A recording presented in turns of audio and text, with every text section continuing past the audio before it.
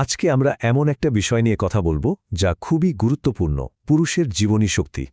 আর এটা কিভাবে ডায়েট আর লাইফস্টাইলের সাথে জড়িত সেই বিষয়ে বিশেষজ্ঞের পরামর্শগুলোই আমরা সহজ করে বুঝব।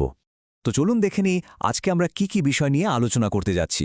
প্রথমে সমস্যাটা বুঝব, তারপর এর সাথে টেস্টোস্টেরনের কি সম্পর্ক সেটা দেখব, আর শেষে দেখব কোন খাবারগুলো সাহায্য করতে পারে আর লাইফস্টাইলের ভূমিকাটাই বা কী। সবশেষে থাকবে কিছু মূল টেকঅ্যাওয়েজ। প্রথমেই আসা যাক মূল সমস্যা। আচ্ছা, এটা কিন্তু শুধু প্রজনন স্বাস্থ্যের বিষয় না, এটা আসলে সার্বিক সুস্থতার একটা বড় নির্দেশক। চলুন দেখি কেন এটা এত গুরুত্বপূর্ণ।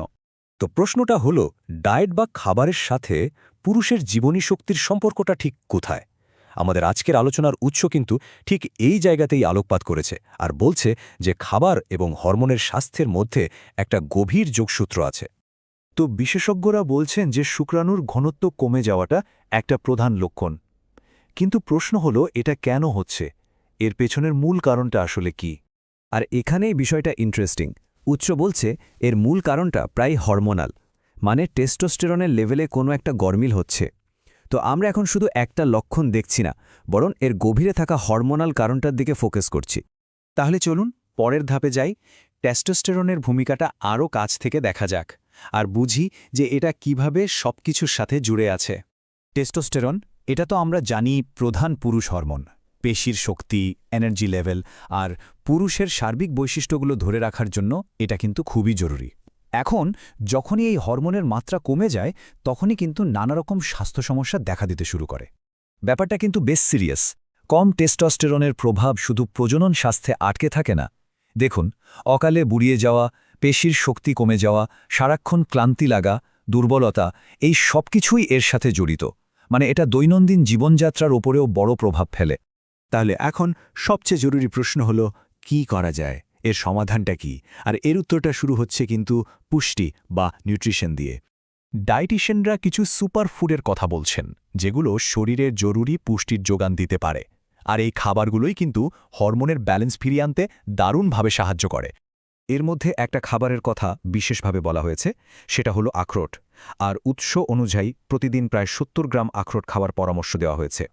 শুধু আখরোটই নয়, এর পাশাপাশি চীনা বাদাম বা কাঠবাদামের মতো বাদামগুলোও কিন্তু তাদের পুষ্টিগুণের জন্য বেশ উপকারী। এখন যদি আমরা আরেকটু গভীরে যাই, তাহলে দেখব ৩টি মাইক্রোনিউট্রিয়েন্ট এখানে সবচেয়ে বেশি জরুরি। এগুলো হলো জিঙ্ক, ভিটামিন ডি এবং ক্যালসিয়াম। এই ৩টি টেস্টোস্টেরন এর মাত্রা ঠিক রাখতে বড় ভূমিকা পালন করে। আর ভালো খবরটা হলো, এই জরুরি উপাদানগুলো কিন্তু খুব সাধারণ কিছু খাবারেই পাওয়া যায়, যেমন ধরুন ডিম, দুধ আর বিভিন্ন সামুদ্রিক মাছ। বিশেষ করে ডিমের কথা যদি বলি, উৎস বলছে প্রতিদিন ২ থেকে ৩টি ডিম খেলে এই পুষ্টি উপাদানগুলোর চাহিদা অনেকটাই পূরণ হয়ে যায়। এই তালিকা কিন্তু এখানেই শেষ না, আরও কিছু উপকারী খাবার আছে, যেমন লাইকোপেন সমৃদ্ধ খাবার, টমেটো, আনার, ক্যাপসিকাম। সাথে আছে মধু আর চিনি ছাড়া ডার্ক চকলেটও। কিন্তু একটা কথা মাথায় রাখতে হবে, শুধু ভালো খাবার খেলেই কিন্তু হবে না। পুষ্টি তো এই পুরো সমীকরণের একটা অংশ মাত্র। আসল ভিত্তিটা তৈরি করে দেয় আমাদের জীবনযাত্রার অভ্যাস। আসলে আমাদের শরীরের সব সিস্টেম, বিশেষ করে হরমোনগুলো ঠিকঠাক মতো কাজ করার জন্য একটা সঠিক লাইফস্টাইল থাকাটা অপরিহার্য। আর হরমোনাল স্বাস্থ্যের জন্য দুটো অভ্যাসের ওপর বারবার জোর দেওয়া হয়েছে। এই দুটো অভ্যাস কিন্তু খুবই সহজ, কিন্তু ভীষণ জরুরি। প্রথমটা হলো ঘুমকে গুরুত্ব দেওয়া, মানে প্রতি রাতে অন্তত ৬ থেকে ৮ ঘন্টা ভালো ঘুম। আর দ্বিতীয়টা হলো হাইড্রেটেড থাকা, মানে নিয়ম করে পানি পান করা, ধরুন প্রতি ঘন্টায় ১ গ্লাস। বিশেষজ্ঞ ফারজানা এবার একটা কথা এখানে খুব সুন্দরভাবে পুরো বিষয়টা বুঝিয়ে দেয়। তিনি বলছেন, যখন ঘুম ঠিকঠাক হবে তখন শরীরও ঠিকঠাক কাজ করবে, আর হরমোনাল ফাংশনও সুন্দরভাবে কাজ করবে। মানে বিশ্রাম আর হরমোনের মধ্যে সম্পর্কটা কতটা গভীর ভাবুন একবার। আচ্ছা, আমরা তো অনেক কিছু নিয়ে আলোচনা করলাম, তাহলে চলুন এবার সব গুরুত্বপূর্ণ বিষয়গুলোকে এক জায়গায় নিয়ে আসি। মানে আমাদের মূল টেকঅ্যাওয়েগুলো কি? তাহলে মূল কথা হলো ৪টে। ১.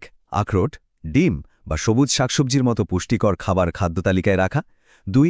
জিঙ্ক, ভিটামিন ডি আর ক্যালসিয়াম যেন পর্যাপ্ত পরিমাণে পাওয়া যায় সেদিকে নজর দেওয়া। ৩. প্রতি রাতে ৬ থেকে ৮ ঘন্টার ঘুম নিশ্চিত করা। আর ৪. সারাদিন ধরে নিয়ম করে পানি পান করা। এই কটা জিনিসই কিন্তু সুস্থতার মূল চাবিকাঠি। তো শেষ করার আগে একটা প্রশ্ন রেখে যাই, একটু ভেবে দেখুন তো, বর্তমান জীবনযাত্রা কি দীর্ঘমেয়াদী স্বাস্থ্য লক্ষ্যগুলো অর্জনে সাহায্য করছে? উত্তরটা কিন্তু নিজের কাছেই।